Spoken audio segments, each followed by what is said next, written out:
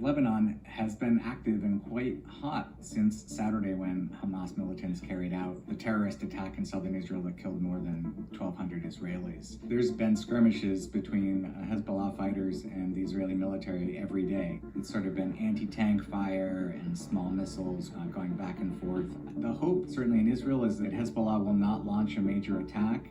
Hezbollah has many more missiles than Hamas. Its missiles are more deadly, more potent, more accurate. It would put incredible strains on Israel's military, on its air defenses if Hezbollah were to join the fight. There are Israeli forces spread out all across the border with Lebanon. There's thousands of soldiers, tanks, artillery positions. It was more tense than I expected it to be.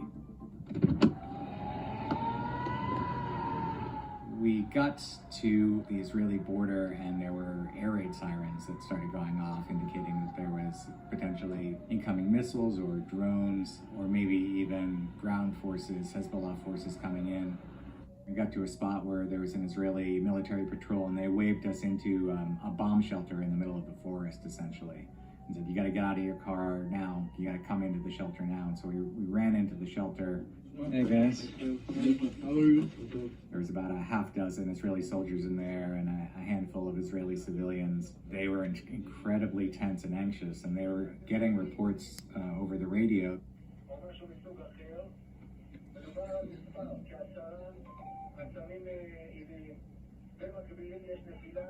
All indications are there are Hezbollah drones in the sky. It was very, very tense. We were fortunate that the reports of this major attack turned out to be false, but it just sort of, for us, captured the sense of tension and anxiety that these forces were hearing and being told that the second front had opened. The soldiers here say they are ready. They're ready if that happens. One of the soldiers told us that if Hezbollah joins the fight, they will do to Hezbollah what they're doing right now to Hamas in Gaza.